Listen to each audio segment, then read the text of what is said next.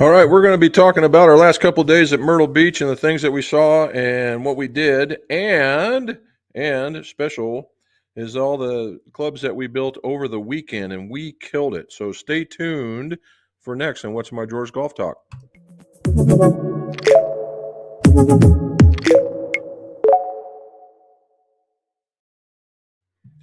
Welcome back to What's in My Drawers Golf Talk. Jim McCleary here, and this is where we talk about golf club repairs, reviews, and fittings, all so your scores can go low. Why is it What's in My Drawers? It's about what's in my drawers over in my shop. It's a little different look. We got my pictures behind me, and it's all because old club makers and club fitters are tremendous pack rats, and I'm no different. All right, so again, don't be afraid to ask questions.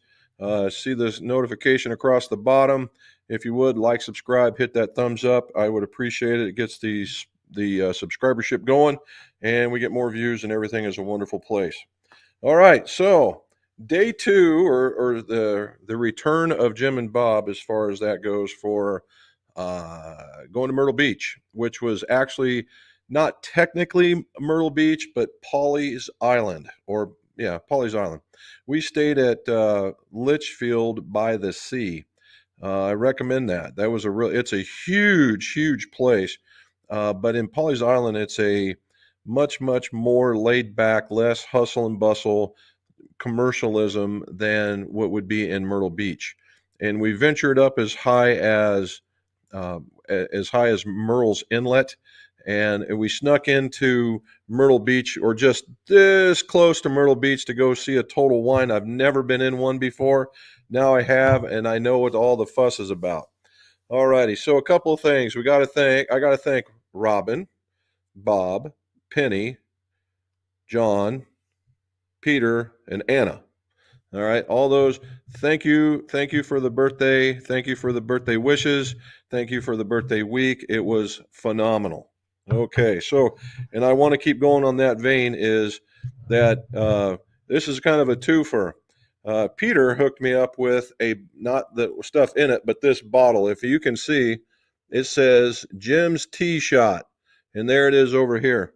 So for more of a look for that, it looks a lot like that. All right, see Jim's Tee Shot right there? And if not better, there it is again, a little bit better with the bottles in the background. And why has it got this in here? This is the bin shot decanter. It's got a Titleist golf ball on it. Okay, Titleist golf ball. And the stuff that's in it, or most people would say the juice that's in it, is from Bob and Penny, and it's 1792 small batch. And I am here to tell you, it is some of the best damn 1792 I've ever come across. And I've got 4 bottles of different varieties of single barrels and everything else. And this small batch right here is blowing it away. All right. And it can't go anywhere else but into a McGolf glass. And no, I'm not using ice, because this thing needs to be drank neat, because this stuff is really good. I recommend this stuff highly. So here we go again. Thank you, Peter. Thank you, Bob and Penny. And there we go. Now, as we keep going into this, I got one more thing to show you. I got to move some stuff around here. And this comes from Robin. This thing, the packaging on this thing is just out of sight. And it's out of sight cool. It's this. And it's a Doc Holliday, as one would see on the bottom. That's a sheriff's badge, because they like calling me the sheriff, because at one time I was a deputy director, and now I'm a regular director.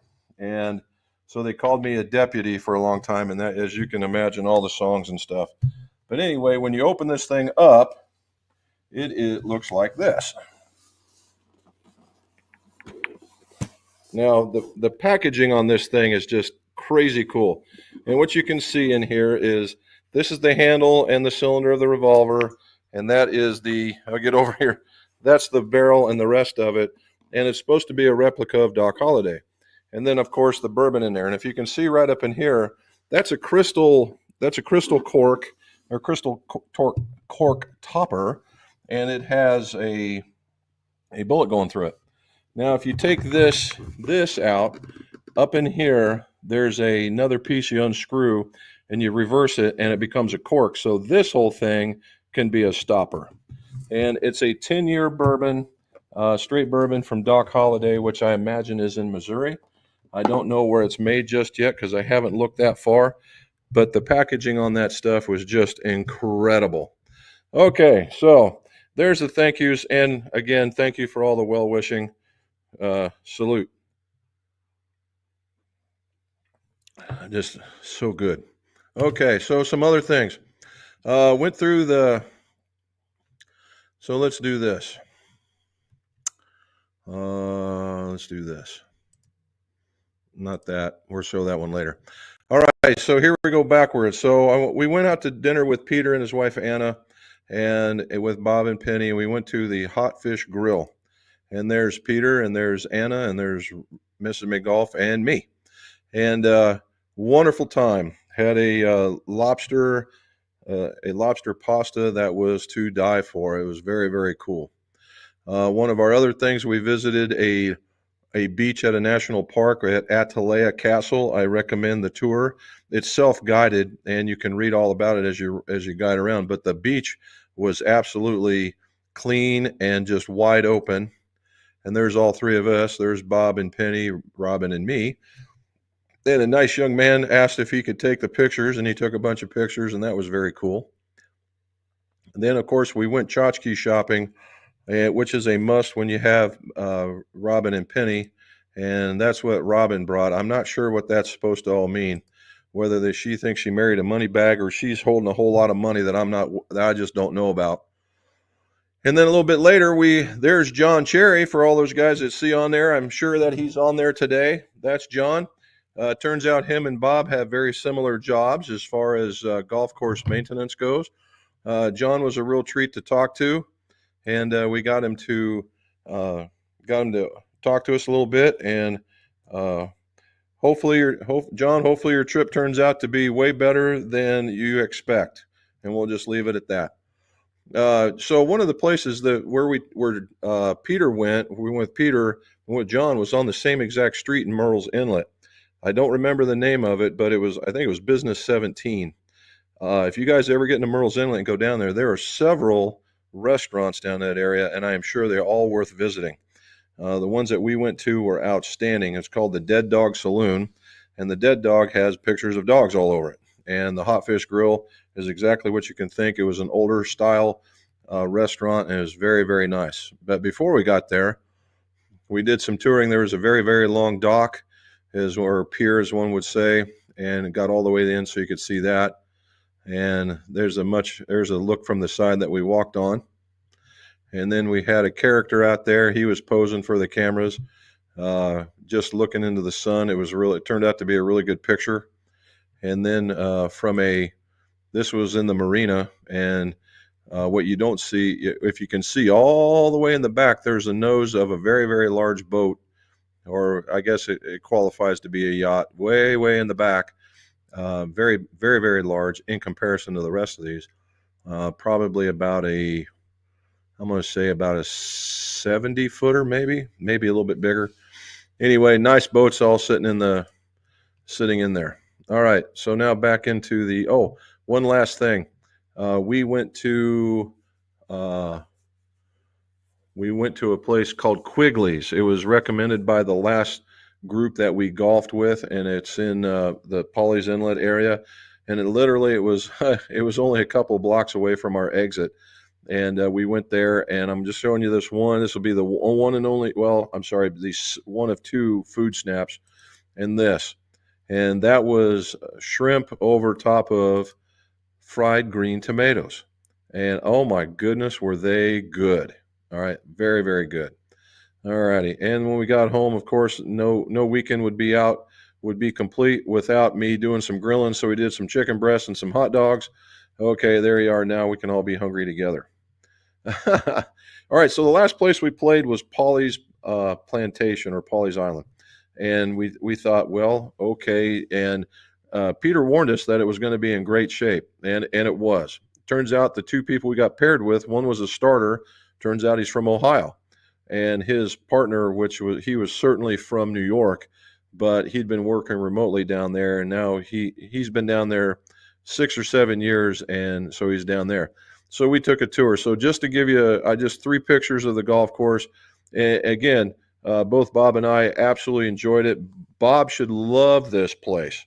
He should absolutely love this place. Why is that? Because he chipped in for birdie on 2 separate holes. The dude was on fire when it came to that kind of stuff. Fact, it was on a par 4. I was in the sand trap. I chipped up, hit the flag stick, and it bounced down to the side. The guy that was the starter, he chipped up, chipped in. Bob was much further away. He chipped up and chipped in, and we were like, "Gee, many Christmas! What is a whole 5-foot round?"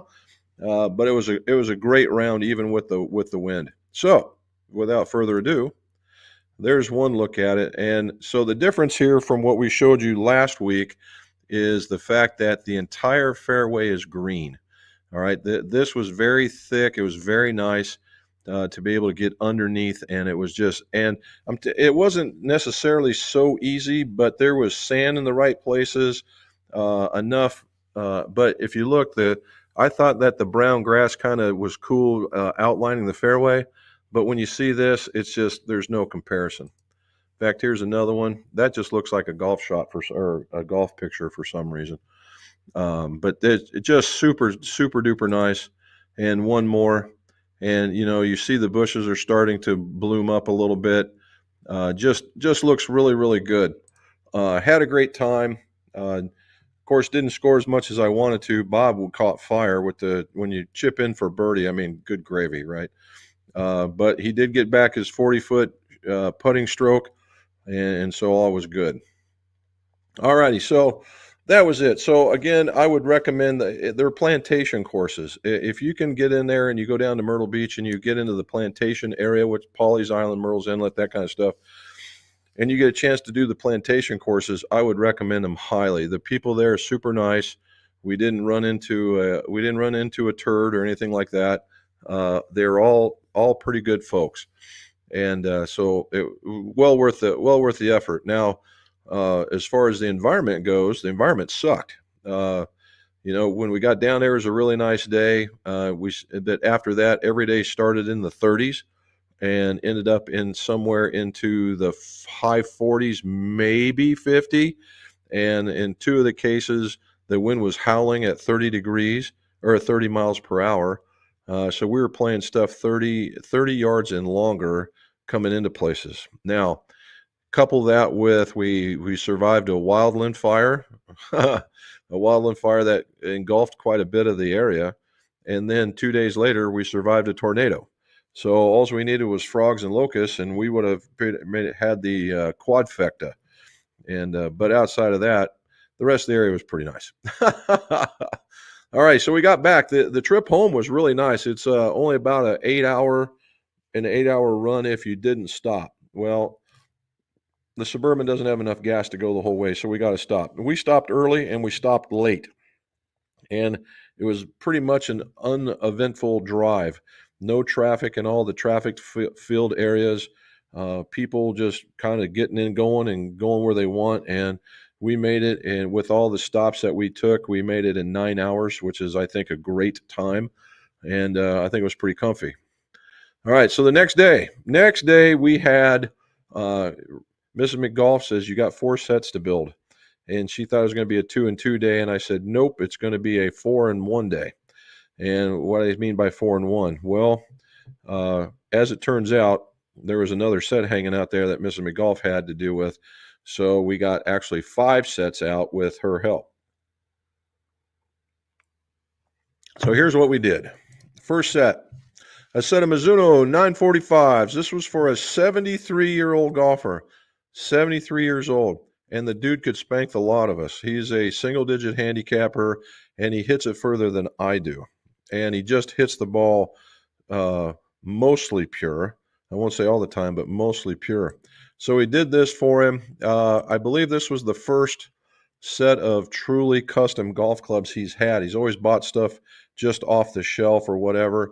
And when I showed him what could work, it was just a litany of ideas running through his head. You could see him going a mile a minute. And then we ended up putting some new grips on. The new grips are the Icons from True Temper. And this is a new one. This is the this is the competitor. We'll say it's the competitor to the Tour Velvet. And what this does is, if you can get in there and look, you can see all the patterns, right? How the those we'll call them cross-check patterns that are on the grip, they look a little bit bigger. Well, it's because they are. When you look at them without being on the shaft, they look very, very similar. But when you put them on the shaft, these pieces open up and they get a little bit more aggressive. Okay, a little bit more aggressive, and it gets grippier. And I asked him about it. We put a little bit of tape underneath of it, and I asked him what he thought, and he was really pleased with them. So that was pretty cool. So we got 245s, we got Icon grips, and then we put them in here, and we used Modus 120S's that we put in on there. Now, 120S's for a 73-year-old guy. This dude is an anomaly. All right. Normally, 70-year-old guys don't like 120-gram shafts. Well, they might think they like 120-gram shafts because that's what they played for a very, very long time. But strength or whatever, and apparently he keeps in shape. And so he called us on our way in, and he says he was getting ready to leave for a golf trip on Tuesday. Would we have him done? We said, sure, no problem. Well, he called again and he says, well, we've changed our minds. We're going to leave on Sunday. I'm like, oh, well, that could be a problem. And he says, so just forget about it. So I kind of looked around. I was already 2 sets into it. And I called him back and I said, tell him to be ready by the end of the day. And you go, Jim, how do you do that? Well, number one is workflow. All right. You establish a good workflow, same workflow, get you in a rhythm. You accomplish a truckload without effort. The second part is I use the tour glue. The tour glue cures in about 15 to 20 minutes. So it makes me able to use the golf or be able to manipulate the golf club while it finishes its curing. And that's the beauty of using the tour glue. So we got through there. I made my 4th set it to the side, went back to his set, did all the finish work on it, called him and told him by 4 o'clock he was down there picking it up and happy as a clam. So that's a pretty cool thing. So hopefully he's hit, and he should gain a club too, because these guys are a little stronger.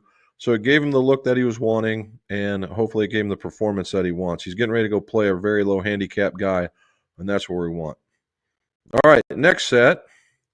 This one. Next set. These are the new S3. This is all new. This is the Mizuno S3 with some T1 wedges, and then a high fly driving iron. And so the S3 is a very, very traditionally lofted club. It's very much to make up with the 241s. If this had a real number, it'd probably be 242 or 241.5. And it's literally married up to go with that. Now, he hit the blade. It's kind of funny. He hit the blade 6-iron 190. When I gave him this club, he hit it 208. So we went with 208 because distance was a concern as he was 58 but still swinging very, very well. And he had a more firm swing. And then again, here's what we went with him. Now he had, and this is where I think he ran into some problems. Those are Modus 120S's also. So what happened? Well, his swing speed was bucking up against the X-Flex range. Okay. And every time I gave him an X-Flex, the performance would go down. And that is because the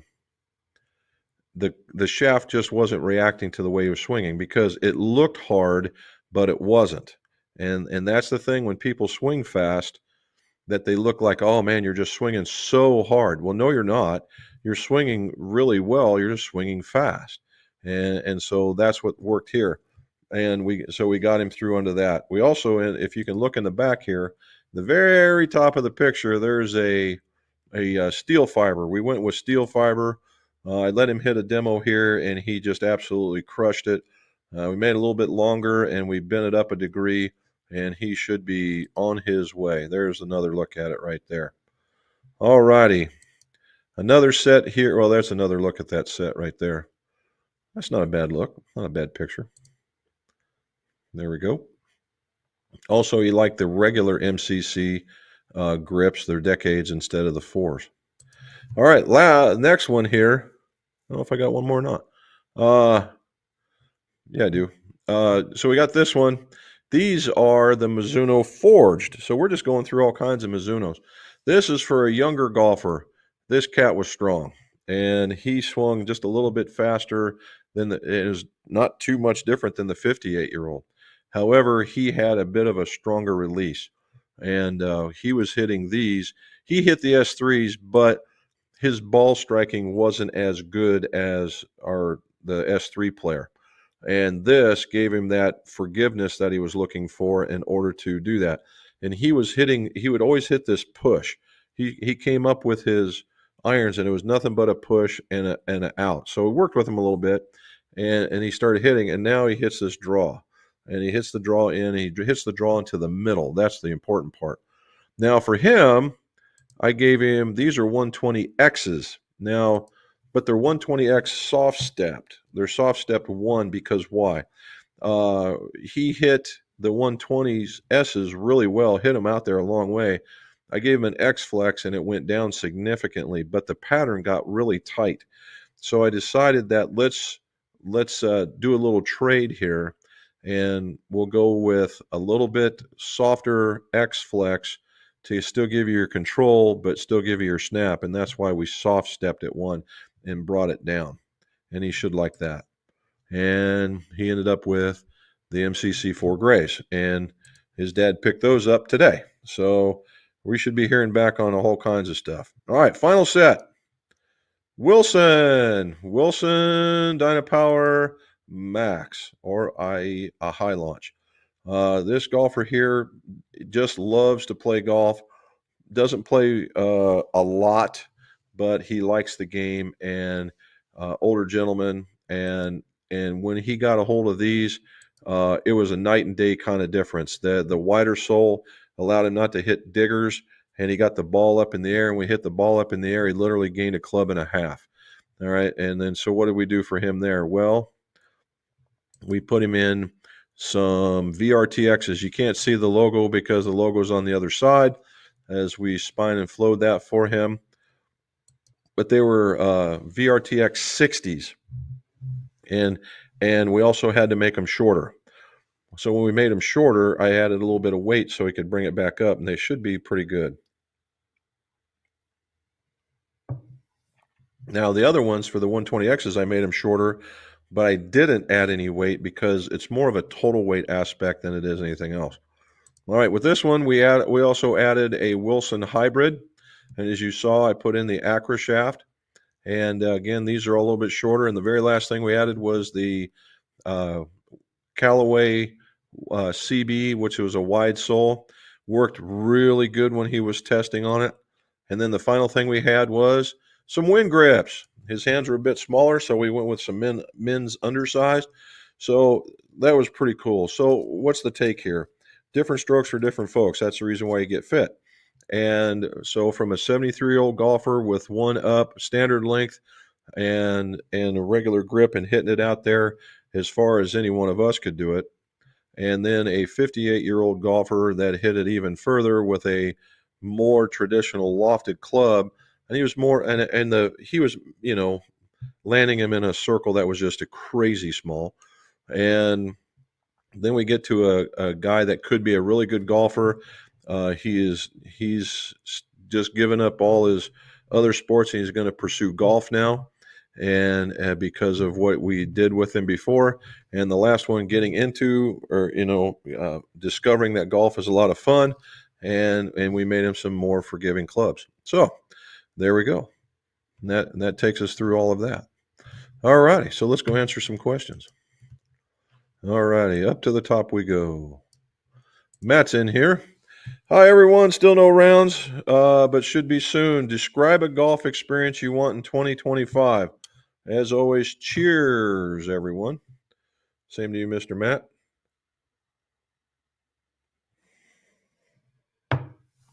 A golf experience. That's a good question. I want to experience hitting my driver better because my driver was an absolute nightmare this time around. But I was making up for it and hitting the hybrid like it was free. So I want that as an experience. If nothing else, I would like to, when we go We're going to make one more golf trip this year. And maybe we'll pick out a super nice golf course just to go play it and have some fun on it. All righty. PZ says love to watch. He's actually on the course a bit wet, and believe it or not, the greens are slow. Well, he's in Wisconsin. I'm surprised the snow is off the green by now.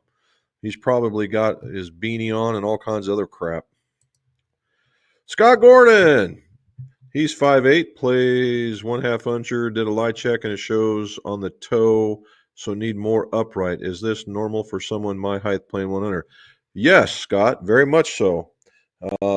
As the clubs get shorter, the you can go more upright. That is a no-brainer. So, and matter of fact, when I was just telling you about all those, I did short clubs. Every one of those I made short, I had to bend up. So, yep, that should be not a problem. And it's going to be crazy when you do and you bend it up to the right spot. You're going to find more of the middle of the golf club, and it's going to go better. And you're going to go, wow, why didn't I do this earlier? Charlie saying, hello, Matt. Oh, Charlie got to play this weekend. It was cold and crusty. Fairways and greens are like concrete. Well, when they're 30 degrees, Charlie, I would imagine so.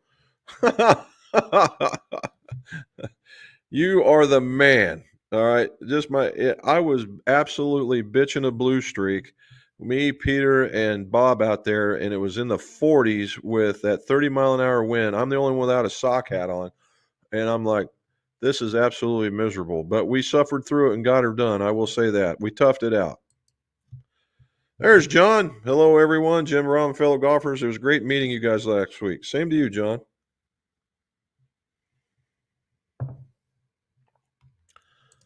All righty. Jesse, he's here. What's going up? Hope you and Penny had fun on the recent trip.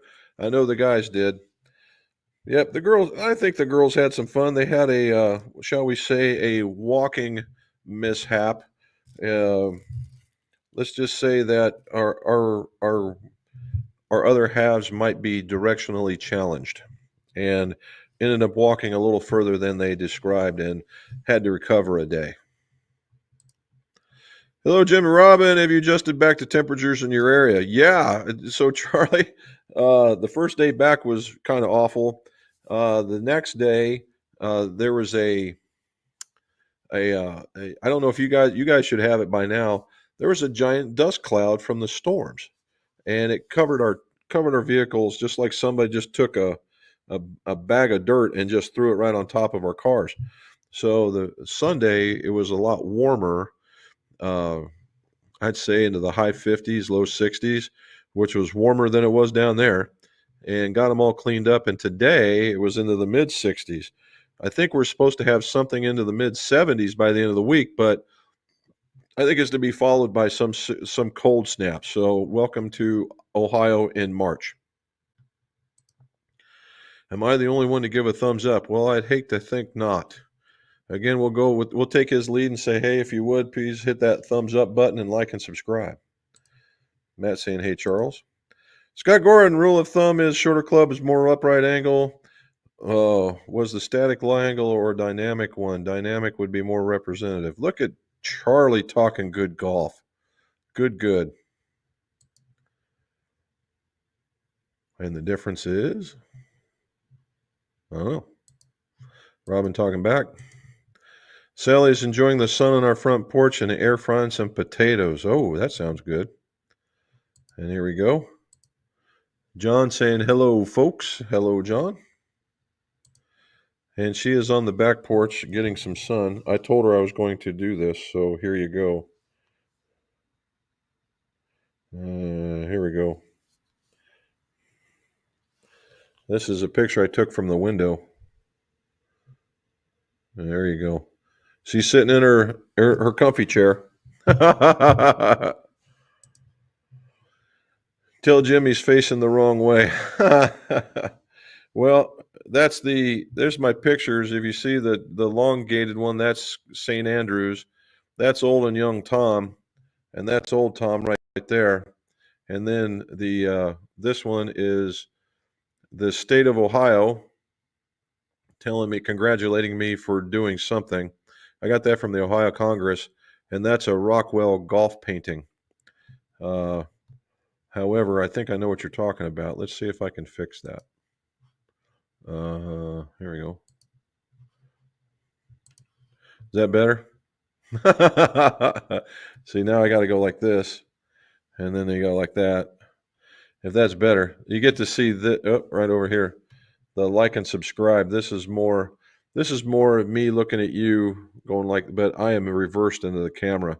Is what you guys see of me. There you go. All righty. Mark Nate, do you know of any company that makes full gourd grips and undersized? None of the big OEMs appear to offer that size. Oh, yeah, that's a pretty good question. If anybody was to offer it, the one group I would think there'd be two groups I would think could offer it. And obviously Golf Pride, and then the other one would be Lampkin.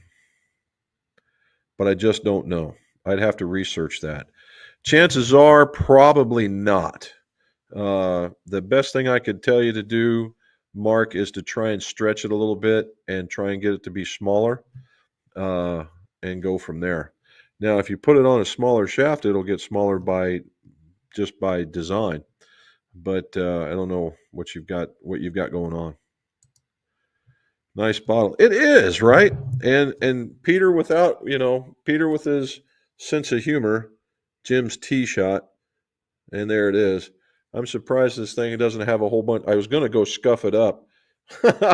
It had my tee shot. I've never used a decanter before, so I figured a birthday bottle and a birthday bottle together. Why not? Not too bad. All right. Travis K says 65 in Jersey. Got out for 9, and we made it. Of course, my favorite course in Myrtle Beach is the Heritage Plantation. Yeah, so Peter is actually a member there. So when we go back down, if we get an opportunity, that's certainly one we're going to knock on the door of for sure. All right, let's get this back. There we go. Definitely, he recommended those that's in a group of golf courses as well, and we're going to try that.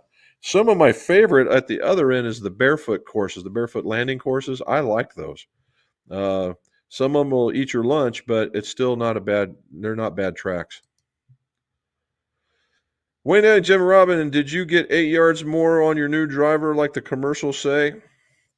Well, I didn't compare it against my old one, Wayne, but my driver was pathetic the first couple of days, and I just left it in the bag. What it was is I was trying too hard to hit it well. And when it finally decided to wake up, was on the very last day at Polly's Plantation, and I was hitting on the driving range, and I was killing it. All right, and I wasn't swinging any harder or anything like that. And I'm here to tell you, I was killing it. I hit it at a height that I've never seen before, and it was traveling, and it was easily 10 yards further than my 2 hybrid, which Bob tells me never to never to let it leave my bag because I hit it so well. And I do. I can keep up with a lot of people's drivers with that thing, and this thing was working. Well, I get out of the course, and the trust factor is absolutely 0. And I finally decided that I was going to let one go, and I still missed it, but it ended up rolling out some crazy distance. It was, and again, the ball was rolling out a lot because it was cooler and firmer and that kind of thing. But if we count it, we count it. I hit it a gob. All right. But was it 8 more yards longer? I tell you what, it feels way different than the Paradigm, and it sounds way better than the Paradigm. As far as the smoke, I didn't have it at all last year, so I couldn't tell you that one. But was it a little bit longer? Yeah. Robin, Charlie's great here today. Probably better than 5 days down there. You would be correct. Probably better than the 7 days down there. Did you miss the storms? No, we did not. Robin, hi, John. It was great meeting you. You picked up a wonderful place to eat. She sure did. There's Krister. What do you say, sir? Krister had his first round yesterday, 14 holes on the pay and play course. So do you get a discount if you only do 14? And number one, how did you do? Did you throw that that driver way out there like we've been seeing on the simulators?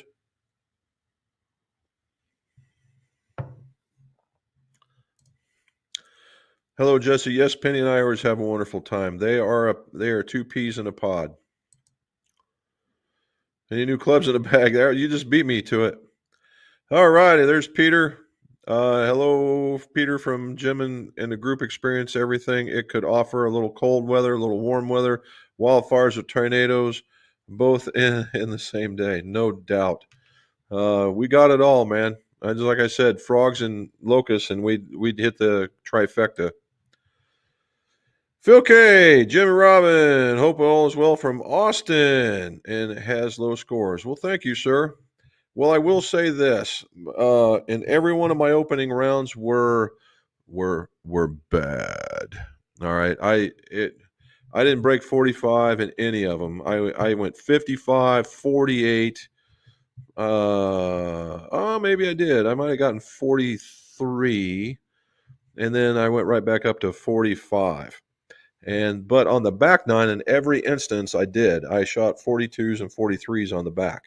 So if it's just a matter of, I was getting used to the course. I was playing conservative in at least one of them. That's what caused me all that grief. Pardon me. And once I decided it was time to play some golf, we got a little bit better. Still not up at the Peters level just yet, but definitely. I definitely saw some improvement once I decided to trust my swing and get it out there. Swing it. We got a club alert from Krister. I have also traded in my Titleist 100 for some King Forge CBMB combo from 2019 with dollar taper 120 heads and shafts in black. Ooh, I thought you liked these 100s. Those things are supposed to be pretty damn nice. All right, well, we know. Matt John says, what driver are you selling the most of in the top 5? Well, right now it's the Callaway. Now, keep in mind, as far as top 5 goes, if I was to say top 5, we're going to go Callaway, TaylorMade, Ping, Titleist, and then what would be the other one? Oh my gosh, here we go. Let's try and get this thing back. And then and number 5, you might say Cobra. Of those, I sell one. What is going on here?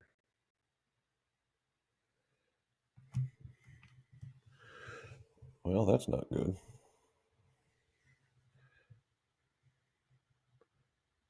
There we go. I didn't want to enter whiteboard mode. It tried to take me into a mode that doesn't exist. Okay. So for me, it's Callaway. Now, if you look out and about, the testing that's already gone, Callaway and the Triple Diamond is the big hitter, but just a few marks down is yet another Callaway. And that probably hurts my Golf Spice feelings a lot. So for them to say that, kudos for them for being honest, and kudos to Callaway for putting out a driver that they would actually say does pretty good. Now, I have yet to hit the Wilson. I am expecting some huge things from the Wilson drivers, really big things. As a matter of fact, if you look into the internet, the Wilson drivers are doing very, very well. I think that's funny in the fact that at $100 less, at the almost, I won't say the same performance, but $100 less, nobody would give them a look. Now they increase it $100. All of a sudden, everybody's like, "Hey, look at this! This is a really good driver." Now they hit really good last time, and now they should hit a little bit better this time. But it's crazy how golfers think with price. All right, I just made a comment about it. Are you hitting the King Forge? The King Forge, man. I don't know. I love the look of a lot of the Cobra stuff. I just I don't know if I could get it to work or not. I haven't gotten them yet. I hope to get them by the end of the week and start next week. Okay. So here's the thing, Krister. Welcome to daylight savings time in the US of A. We sprung forward today. So in the springtime, we go forward an hour, and at fall we call fall back, and we fall back an hour for daylight savings time. And the idea here is to get, and it came from Ben Franklin, in order to gain more time during the summer, more working hours basically, and then just the opposite in the winter when there's not a whole lot going on. That's the bottom line. There's a push out here to ignore it altogether. I don't know if I'm a fan of that just yet, only because where Mrs. McGough and I grew up, we actually grew up on the line, the Eastern to Central time zone line, and the city that we were in opted not to follow daylight savings time. We just didn't do it. We didn't change. And during the summertime, it didn't get dark until 10:30 at night. All right, during the summertime. Now in the wintertime, it got dark at 4. So take your poison, however you want it to work. Okay. Michael Moody. Jim Ron, the shrimp looks amazing. Mike, it was good. That green, and the group that was with us, they said, I said, well, what's the thing? They said, get the fried green tomatoes. You will not uh, be disappointed. And we weren't. The shrimp on top, I didn't expect that to show. And there was 4, so we each had one, and it was amazing. There we go. Redhead loves Polly's. I do too. I could go back, and I believe Bob could too. Our time moved ahead 1 hour on Sunday. Yes, it did. There's hello Wayne, and there we go. There we go. What's so special about Autoflex shafts? Some of my friends keep trying to sell me these. Michael, I can't really tell you. So, Autoflex shafts are a Korean shaft, and they are fitted in a different way than all the other shafts that are out there. And in simplest terms, Michael, it relies on the buggy whip effect in order to get you more height and more distance, which if you get both of those ends up in a much longer drive. Now, the real question is that you really need to know, you really need to know what's going to fit you.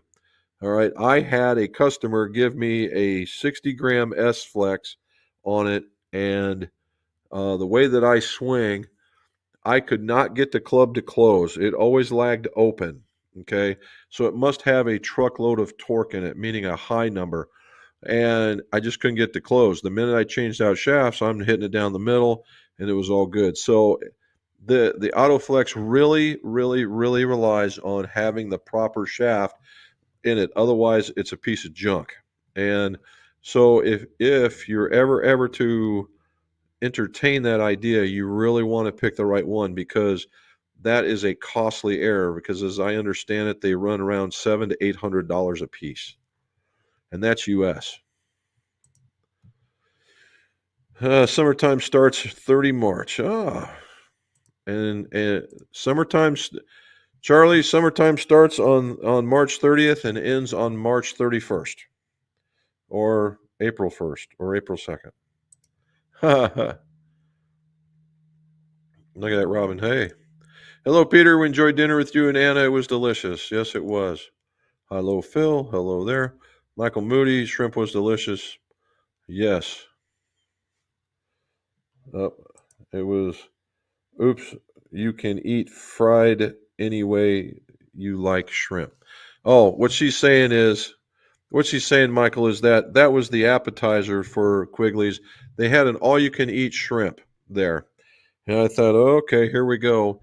And Mrs. McGough did her best to do some damage. She ate one of everything, the fried, the oven baked, and the blackened. And she got to 24, and that was about her limit. Bob did it too, and he threw down, but he kept with the oven baked stuff, or the grilled shrimp, and he threw down on it and got it going too. I, on the other hand, I can't remember what I had, but whatever it was good. I think maybe I had a hamburger. Pretty sure I had a hamburger. All righty. Golf Addict, what do you say, buddy? Cheers to everybody. Very nice.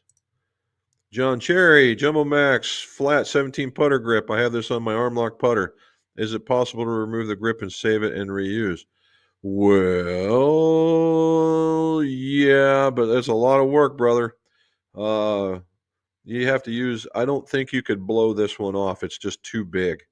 You'd have to use a lot of solvent and a needle gun to make that happen. And that is a truckload of work, man. So anybody that's going to, if you take it to somebody to have it done, like that Acres or whatever that was that's down there, I don't know if he would do it. And if he does, unless you get a discount from it, that would be a premium removal, and in order to make sure it goes. But yeah, it can be done. It's just a truckload of work. Peter says, Rob and Ann and I just visit. Next time you're in town, you're welcome to have dinner at the house. Very cool. There you go. Peter will be there in September. Just give us heads up. All right. Rob, once you have the dates confirmed, let me know. We can proceed from there. John Lamb, by Canadian made. Hi, all. Well, golf hopes are dashed. Snowed last night. Just reminds us it's still winter. Hopefully, last time shoveling the walk. Yeah, it's got to be getting old, doesn't it, John? Oh, my goodness gracious. And Scott Jordan, it was static. So the idea, Scott, is what Charlie was asking you, dynamic or not, is because the shaft will have a tendency to bend down. Okay, it'll have its tendency to bend down, and when that does, so if you're sitting there and your toe is up, that could just mean that you're pressing the club down, right? You're pressing club down, forcing that club head to go up. But when you swing, if you stand up and you come through, the lie will flatten yet again. So what you really want to see is to have it done dynamically.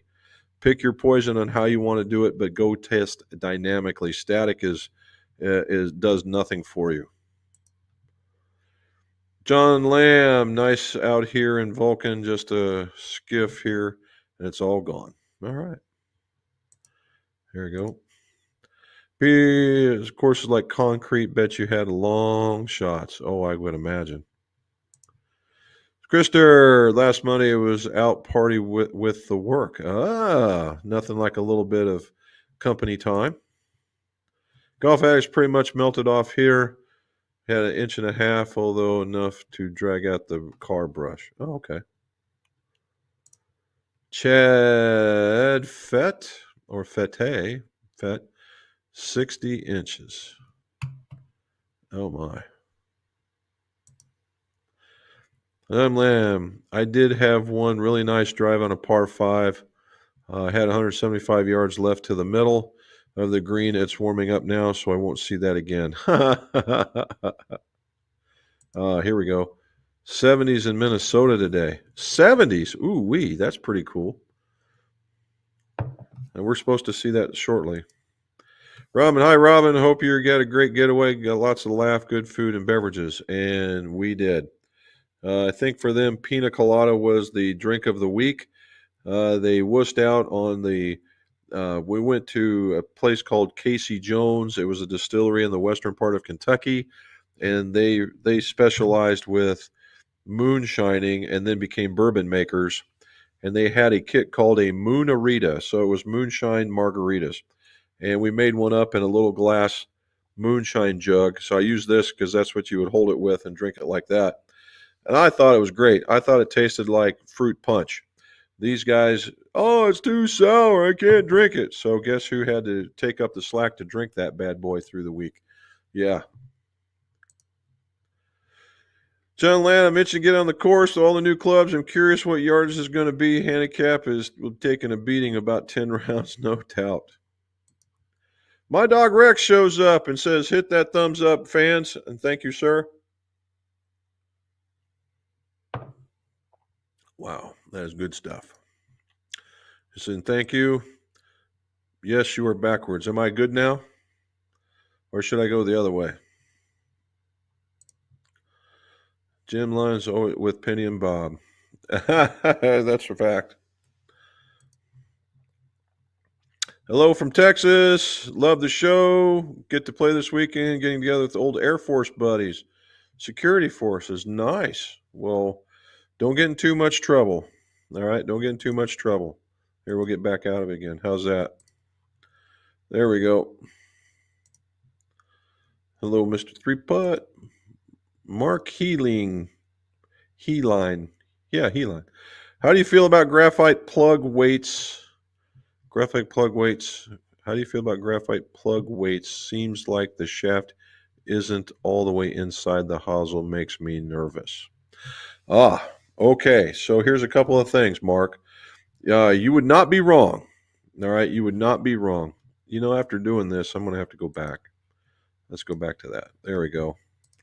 Even though it's backwards to me, I think it's a little bit better. Anyway, so in graphite in graphite tip weights that are available to most people, the weight at the very bottom is what provides the weight. And in reality, the lower it gets in the hosel, the more likely of obtaining that swing weight you're looking for. And if you put enough, you can actually turn it into a hook machine. The stem that's on it is nothing more than a placeholder because they all weigh a gram or two, okay, maybe 3. And so that's what we do. So what you do, Mark, is when you go to put this in, what I just tended to do as a rule of thumb, however wide that piece of weight was, that's how much I trimmed off of that shaft. Okay. Pardon me. That's how much I trimmed off of that shaft. So if it was this much, I trimmed that much off the shaft and get it in there.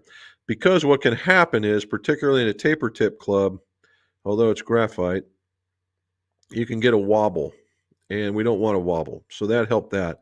You're also putting a little bit more weight, so that little bit you cut off makes up for the weight. So your flex is the same. See how I'm going with this? And I did in the past. I did in the past have I had some big time concerns with that.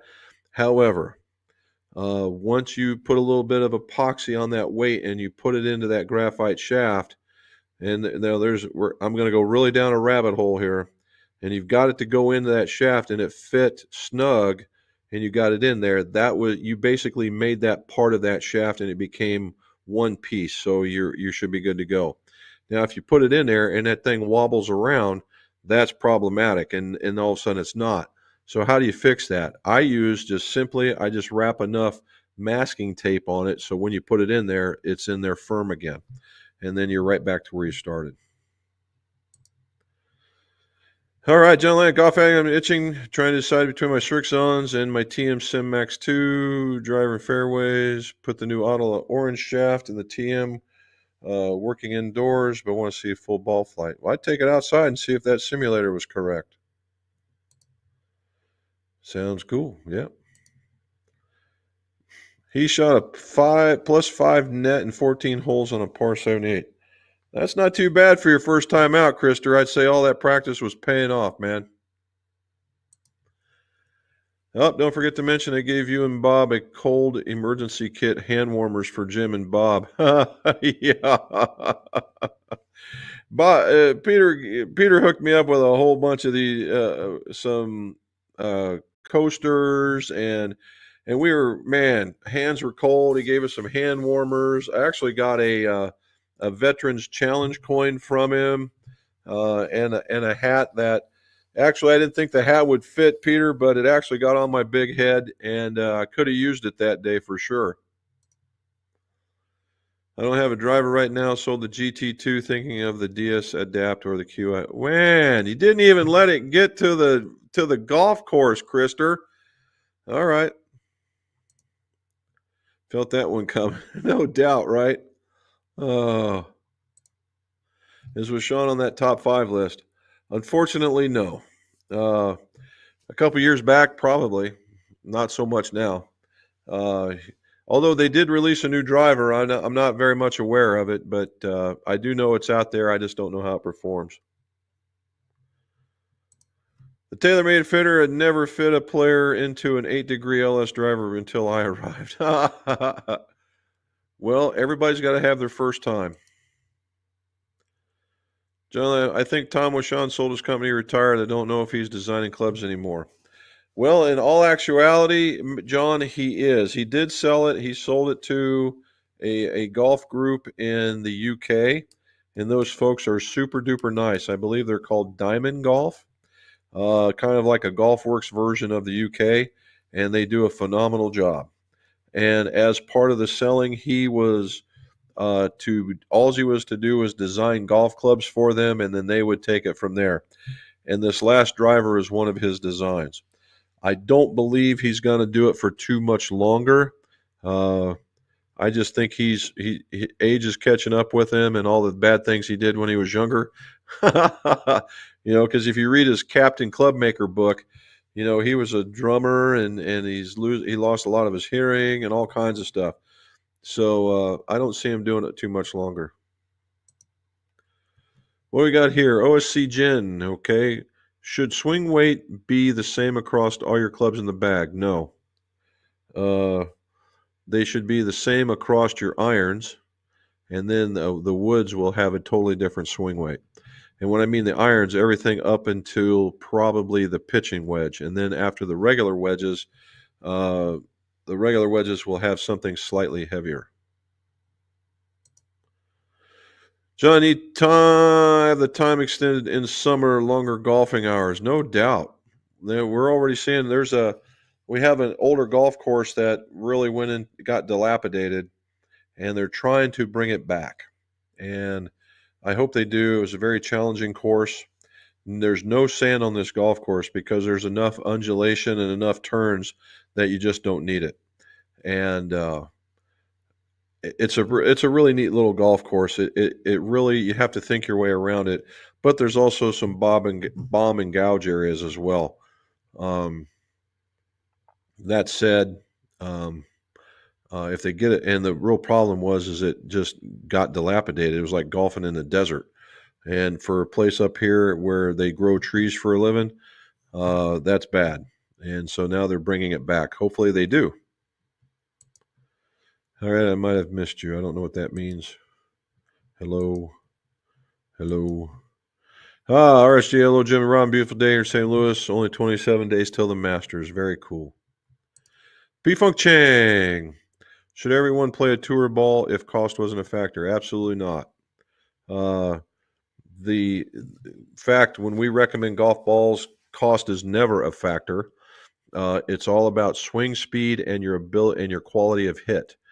What I mean is smash factor. So what I mean by that is we here's my golf ball spiel that I give everybody to go fitting. There are 3 tiers of golf balls. The first one is the tour tier, which everybody knows, right? Pro Vs, Chrome Softs, TP5s, staff models, you name it, they've got them, right? And I will say a surprise number is that new Mizuno Tour ball. If you get a chance to hit it, I say try it out. It's not bad at all. I don't know what the cost is, but the feel and performance is right up there with the rest of them. All right, that said, the next category or next tier is called the performance tier. And in that tier, it has 2 categories. It has the ball that wants to be like the tour ball and the soft ball. All right, and the soft ball is exactly what it sounds like. Wilson Duos, Callaway Super Softs, Strixon Soft Feels,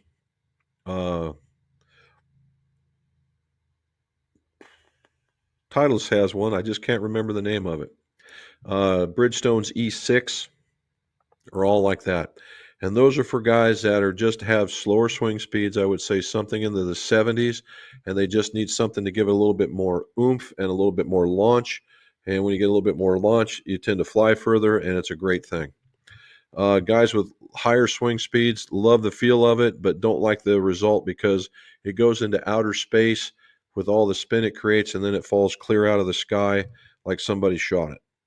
The ball that's like the tour ball is probably the most common and most used in that it's like Bridgestone's E12s, Callaway's ERC, Titleist AVX, Q Stars from Strixon, the Triad from Wilson, those types of balls. Now, why is that? Number one, they're cheaper. Number two is that they're literally three yards or less behind their counterpart of the tour ball. Most people wouldn't recognize that unless you did testing.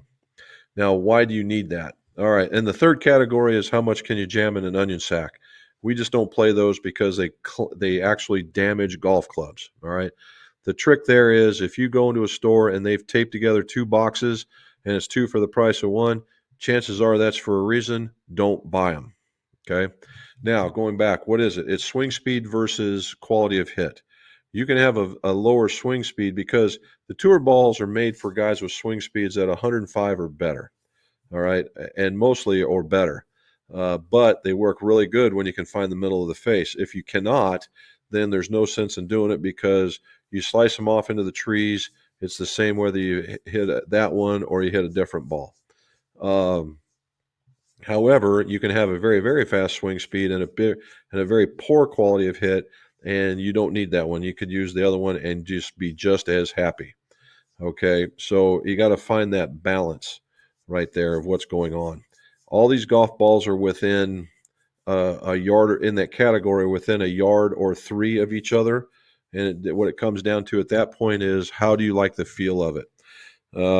You'll see the Vice golf balls are really great because they're cheap. Well, if they don't play, then they're not worth cheap. Some guys say I hit it further than all the rest. Then that is the golf ball for you, regardless of the cost. All right, there we go. BC, hello from upstate South Carolina. Just tuned in late. We also need to go back and catch up to see how the trip ended up. Well, we had a good time, bud. I played a lot of different golf balls, tour balls, play better than all the other. Experiment with it and see how it works for you. There you go. I played with tour balls. Yep. James Geiger, what's your feeling on using ultralight shafts while maintaining higher swing weights? I went from a D0 to D5 in a 70-gram stock iron shaft. I'm hitting them better with the higher swing weight. Well, in an iron in a graphite shaft, 70 is actually a tad heavier. All right, most stock graphite shafts that you'll see from OEMs actually start in the 60-gram range. So at 70, you're just a bit higher. I think 70 is a sweet spot for a lot of people. Very rarely, and me included, I do better in the 90-gram range with that kind of stuff. But I can hit the 70s and do okay. But yeah, and what you're feeling is the D5. D5 is kind of ridiculous. I bet it, and it just depends on how much weight you had to put in there to make that happen. If you're going from a D0 to D5, you just put 10 grams in there. What really probably happened is you move the center of gravity maybe about a quarter of an inch, and you found it hitting in the spot where you need it to go. So it's a win-win either way.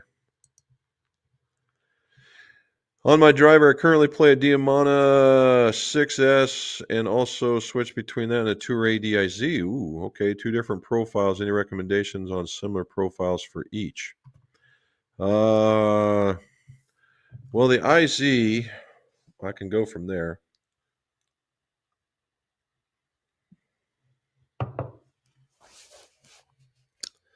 Huh.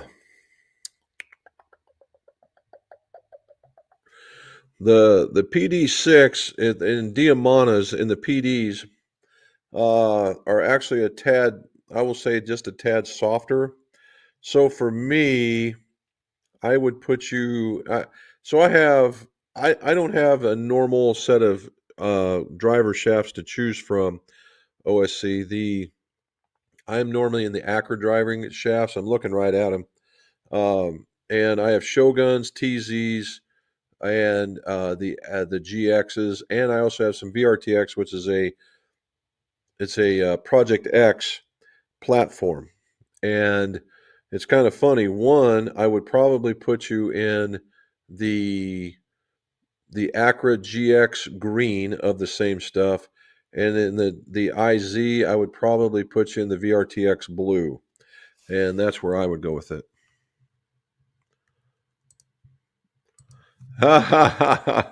You moved it up by going to a 25 gram ultralight grip. Well, that's way better. I like that a lot better than the other way around. Good job. All right. I like the shorter feel or softer feel tour balls. Get a lot better dispersion with them. I'm liking some of the new Wilson. Yeah, the new Wilson staff, dude. I played those down in South Carolina and hit the crud out of them. I also, when it got windy, I switched to the tour, the Chrome Tour, and it was a huge difference. Efren, another vacation. Damn, I'm over here working 6 days a week and honeydews on Sunday. Hope you and Rom had a great time. Well, we make up for it, so there you go. January, yeah, it was work. True Soft, that's it. Krister, appreciate it. My go-to is the Z Star. Lately, however, I've been playing the Z Star V. I like the and as we talked before, Charlie, the XV is a tour favorite. The Z Star is a nice ball. The XV is just better. The AVX, okay. I have not. The only reason why I haven't, Efren, is they don't make them left-handed. I've seen them; they look cool, but they're not going to make a left-handed iron set. So my give a damn about them is very small. Charlie, I haven't tried the VX. Wait until I find one to see if I like it. Do you like the Z Star? If I can keep them in the bag, my wife tends to let them wander out of my bag to hers. Well, then let a dozen wander into your bag when you go to the golf store the next time, John. Yeah, when they say the place is full of, the trees are full of long drivers or Z Stars. Our expectations are too high when it comes to balls. On a 170 par 3, Scotty Scheffler dispersion rate is over 4 days was 40 yards. Yeah, and he would smoke any one of us on a given day, that's for sure.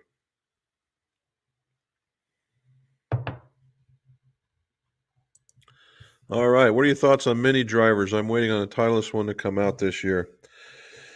Uh, Mini drivers have their place. There are people that cannot look at a very large golf club. My son is one of them.